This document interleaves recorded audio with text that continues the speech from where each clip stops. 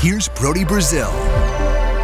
So it was day one of Angels spring training, and already Anthony Rendon kind of got put in a very tough spot. You also need to understand what his past calendar year has looked like. At the very beginning of last season, he got into a scuffle with a fan, actually physically at the Oakland Coliseum in a game against the A's. And then most recently, he was quoted as saying that the Major League Baseball season was too long, they need to cut things down. Obviously, he was implying that he just was not interested in playing a full season anymore. So when he joined reporters for a little scrum session, they started asking him some very pointed questions like this. Last year, you said you'd consider retiring. What's your mindset now? He says, quote, my enthusiasm has been the same since I got drafted, to be honest with you. I was actually deleting old emails because my storage got to my maximum in my email. So I'm going back and deleting old emails. I emailed myself of pros and cons of why I wanted to stay in the game. This was in 2014. My thought process of the game has not changed since then. I keep making it this long. End quote. Question, how does your pro and con list compare to 10 years ago?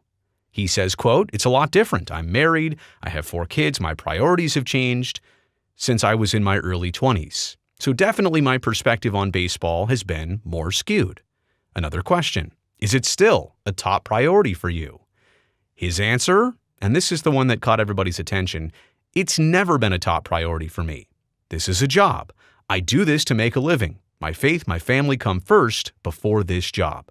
So if those things come before it, I'm leaving.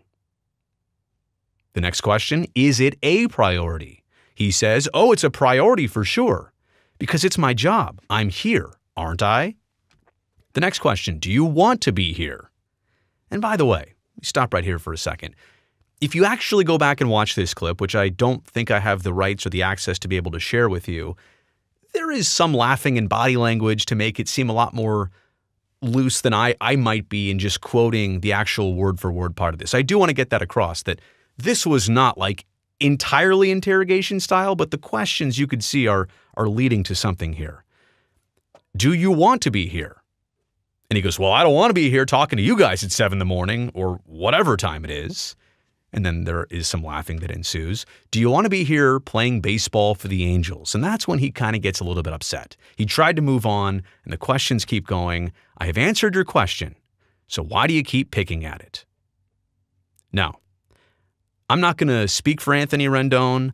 I'm not going to defend him entirely or pretend I know anything or everything that's going on inside his head. But I do want to point out a few things here of just common sense and things I've noticed over the years with a bunch of different athletes across different professional sports and try and make sense of what he said and maybe where there's a disconnect between how he feels and what fans perceive of him. And again, I am not here to defend him or his entire history or everything he's ever said. And maybe in this case, he means one thing, but may not be saying it exactly so. Again, this is all hypothetical. This is all my interpretation, which I think is worth sharing with you. These are my takeaways. First off is this. You know, the fans and media, they always ask for transparency. I do. I'd love to hear people's honesty, their true feelings, their honest answers.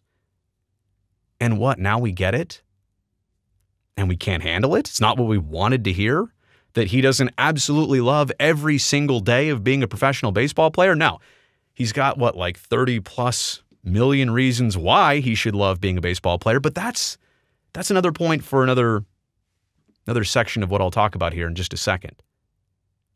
As for the transparency part, this is what people asked for, and now they're getting the transparency, they're getting the honesty, they're getting the behind-the-curtains look at how an athlete really feels. Some people should feel a little bit more connected to Anthony Rendon, that he's showing you his true self and his true feelings, and to some degree how he largely feels. That he likes this is his job, this is what he does. He's not trying any less at it, necessarily. But he doesn't maybe love it as he once does or as other people do. And let me just say this, I didn't have this in my notes, but I do want to point this out. Fans can think whatever they want about Anthony Rendon, and again, I'm not here to entirely defend him. But the Angels already gave him a contract, right? So they employ him. And his coaching staff, guys like Ron Washington, they're the only ones that need to know if he's working hard or not, and trying really hard as he always could or should or not. And Rendon's teammates, they're the ones that kind of count in this. Quite honestly, not you or I. We don't see what he does or doesn't do.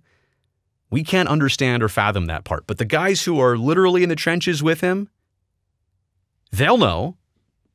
And that's all that really matters. And the Angels will figure out a way. If he really doesn't care and it shows and it's not coming across in his performance. I mean, look, the stats are one thing. But sometimes baseball is just a tough sport to succeed at. The people inside that clubhouse, they'll know. And that's all that matters to me.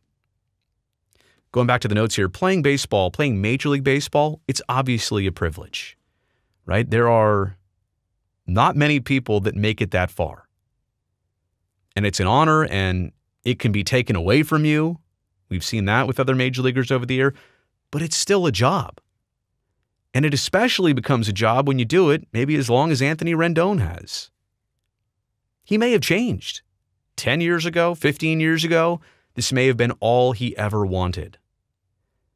And I'm saying this as somebody who's been through a job where when I started, I was single, no family, not a lot of big commitments, and now I'm married and a father and a mortgage and a lot of things that, change who you are.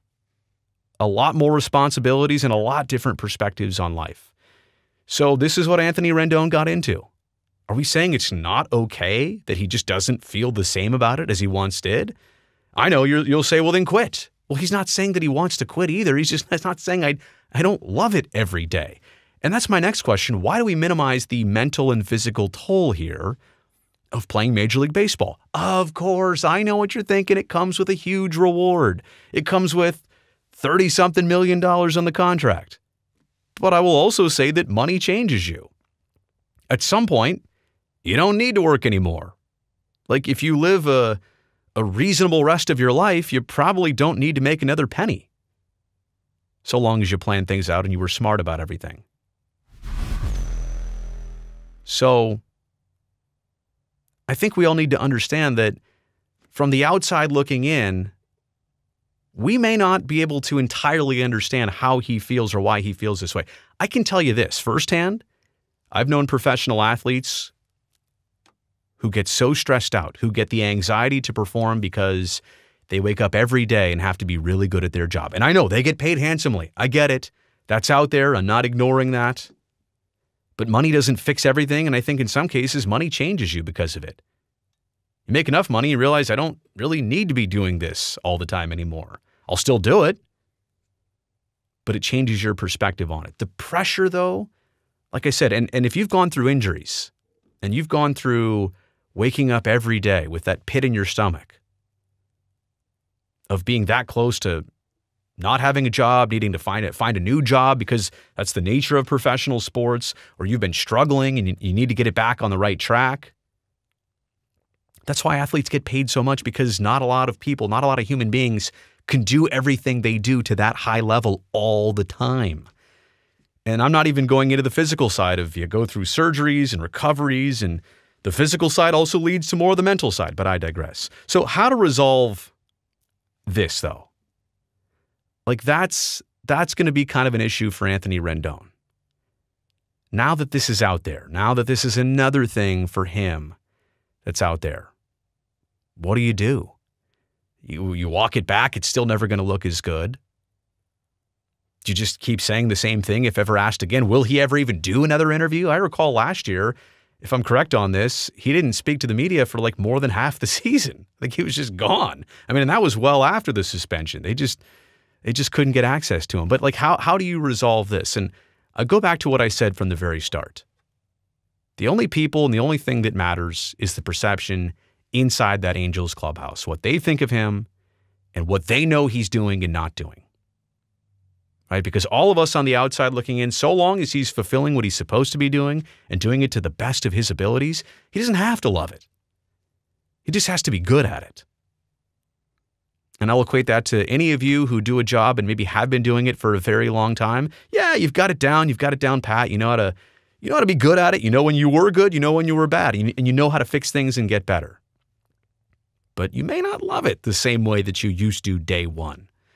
And priorities have cropped up in your life, and there are other things. I think we all understand that.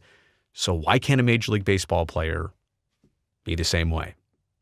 Again, full disclaimer, not here to speak for Anthony Rendon, not necessarily stepping up for him, but I think we all need to adjust our perspective on what it's really like from the inside looking out. You made it here to the end of the video. You know I appreciate that. Thumbs up down below. Also, don't forget to subscribe to this channel. If you've never seen me before and this is brand new to you, welcome. I really appreciate that. But make sure you subscribe before you go anywhere else so I can definitely see you back here next time.